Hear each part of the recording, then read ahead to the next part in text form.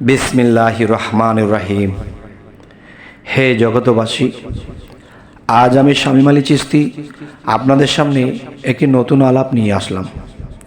সে আলোচনাটি হলো, পৃথিবীতে যদি একটি ধর্ম থাকত, পৃথিবীতে যদি একটি ভাষা থাকত, আর এই পৃথিবীতে আল্লাহর নাম একটি নামই থাকত,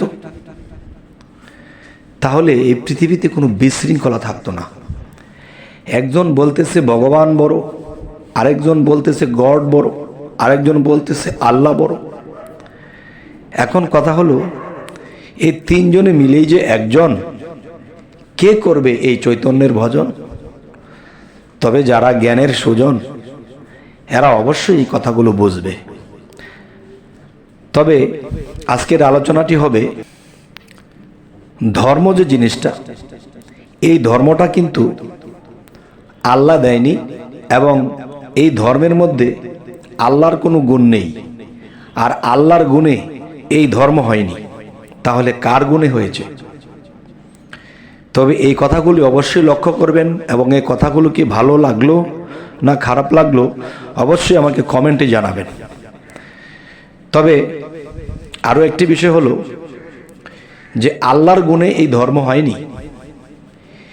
যেমন হযরত ঈসা আলাইহিস সালাম, তিনি কোন ধর্মে এসেছিলেন এবং কোন ধর্মের নেতা ছিলেন? তিনি ছিলেন খ্রিস্টান ধর্মের নেতা, যাকে যিশু বলে জানে, আর আমরা তাকে ঈসা আলাইহিস সালাম, ঈসা নবী হিসেবে আমরা জানি। এবং সূরা আলে ইমরানের মধ্যে আল্লাহ বলেছেন, আমার ঈসা পূর্ণবান ব্যক্তিদের মধ্যে একজন। তাহলে পূর্ণবান ব্যক্তিদের মধ্যে যদি একজন হয়ে থাকে, তাহলে দেখা গেছে যে খ্রিস্টান ধর্মটাও আল্লাহ মনোনয়ন দান করেছেন।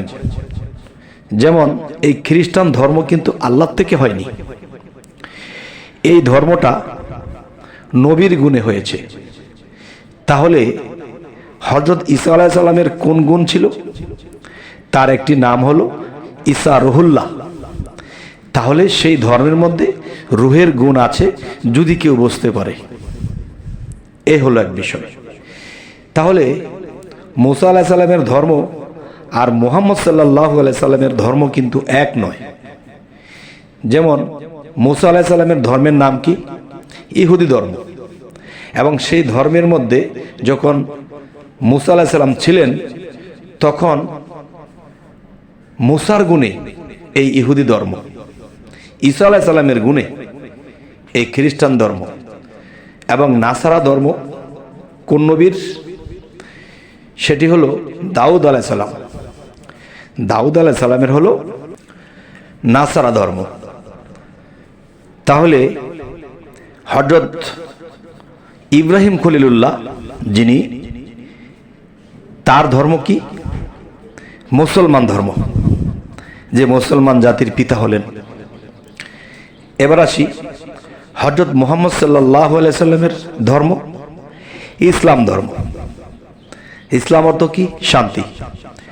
তাহলে সৃষ্টির শুরুতে যাকে সৃষ্টি করা হয়েছিল তিনি হযরত মুহাম্মদ সাল্লাল্লাহু আলাইহি সাল্লাম, এবং সর্বশেষে যিনি আসলেন তিনি মুহাম্মদ সাল্লাল্লাহু আলাইহি সাল্লাম। মধ্যে দিয়ে যে নবীগুলো এসে গেছেন, পয়গম্বররা এসে গেছেন, তারা বিভিন্ন গুণ প্রকাশ করে গেছেন। কিন্তু মুসা আলাইহিস সালামের গুণে ইহুদি ধর্ম, এবং দাউদ আলাইহিস সালামের গুণে নাসারা ধর্ম, এবং ঈসা আলাইহিস সালামের গুণে খ্রিস্টান ধর্ম, ইব্রাহিম খলিলুল্লাহর গুণে মুসলমান ধর্ম, এবং মুহাম্মদ সাল্লাল্লাহু আলাইহি সাল্লাম তার গুণে ইসলাম ধর্ম। তবে এই ধর্ম কিন্তু আল্লাহ সৃষ্টি করেননি। এই ধর্ম প্রত্যেকটা নবীকে আল্লাহ গুণ দান করেছেন, সেই গুণ থেকে এই ধর্মের উৎপত্তি হয়েছে। আচ্ছা, এখন যদি বলতে যাই বা কেউ আমাকে বলেন, তাহলে আল্লাহর কি কোনো ধর্ম নেই? অবশ্যই আল্লাহর ধর্ম আছে। কেউ কি জানেন আল্লাহর ধর্মের নাম কি? যদি কেউ জানেন যে আল্লাহর ধর্মের নাম কি, যেমন আমরা বলতেছি আমার ধর্ম মুসলমান, আমার ধর্ম ইসলাম, কিন্তু আল্লাহর ধর্মের নাম কি বলতে পারেন? অবশ্যই আমি বলছি, আল্লাহর ধর্মের নাম হলো একাত্মবাদ ধর্ম। একাত্মবাদ কি? যে আমরা যেমন হিংসে করি, হিন্দুরা ভালো না, খ্রিস্টান ভালো না, ইহুদিরা ভালো না, ইমুক ধর্মের লোক ভালো না, কিন্তু আল্লাহ কি বলতেছে? আমার ধর্ম হলো একাত্মবাদ। তাহলে সে খ্রিস্টানকে খাওয়ায় রাখতেছে, ইহুদিদেরকে খাওয়ায় রাখতেছে, হিন্দু, বৌদ্ধ এবং নাসারা এদেরকে আল্লাহ খাওয়ায় রাখতেছে। এখন আমাদের দেশে, আমরা বাংলাদেশে চলাফেরা করি, আমরা বৌদ্ধদেরকে দেখলে অন্য চোখে দেখি, হিন্দুদেরকে দেখলে অন্য চোখে দেখি। তারা যে প্লেটে খাবে সে প্লেটে আমরা খাবো না, তারা যে কাপড় পরবে সেটা আমরা পরবো না। তার মানে আল্লাহর ধর্ম আমাদের মধ্যে সেটিং করতে পারিনি, যার ফলে তাদের সাথে আমরা মিশতে পারি না। যে এই জন্য বলা হয়েছে যে পৃথিবীতে যে ধর্মগুলো দেখা যায়, যে পয়গম্বর এবং নবী রাসূলের মাধ্যমে এই ধর্মের সৃষ্টি হয়েছে, কিন্তু যেই নবী যেই ধর্ম পরিচালনা করেছেন তার গুণে সেই ধর্ম। তাহলে আল্লাহর গুণে আল্লাহর ধর্ম, সেই ধর্মটার নাম একাত্মবাদ। সে পাপীকে খাওয়ায় রাখে, তিনি একজন আউলিয়াকে খাওয়ায় রাখে, আল্লাহর বন্ধুকে খাওয়ায় রাখে, একজন অপরাধীকেও খাওয়ায় রাখে। তিনি একাত্মবাদ, তার কাছে সবাই সমান হিসেবে আছে, কিন্তু হিসেব হবে পরে, যে যতটুকু আল্লাহর কাজ করে বা খারাপ করে তার হিসেব পরে হবে। তাহলে হে জগতবাসী, অনেকে ভাবতে পারেন যে এ কেমন কথা, সমস্ত ধর্ম তো আল্লাহর তরফ থেকে এসেছে। আমি বলবো না, আল্লাহর তরফ থেকে নবী ও রাসূল এই পৃথিবীতে প্রেরণ হয়েছে। তারা আসার পরে একটা ধর্ম স্থাপন করেছেন যে তোমরা এই আইনে চলবে। নবীকে চালিয়েছে আল্লাহ, আর নবী পরিচালনা করেছে ধর্ম। আর এই কথার মর্ম যারা বুঝবে, অবশ্যই আমার এই কথাগুলো খুঁজবে এবং আরো বোঝার চেষ্টা করবে। তবে হে জগতবাসী, আমরা যদি আমার নিজেদের মধ্যে নবীর চরিত্র আমাদের মধ্যে আনি, তাহলে কি হবে? যে সেই নবীর ধর্ম, সেই নবীর চরিত্র, সেই নবীর গুণ যদি আমাদের মধ্যে আনি, কখনোই আমরা পশুকুলে যেতে হবে না, আমরা মানবকুলে থাকব।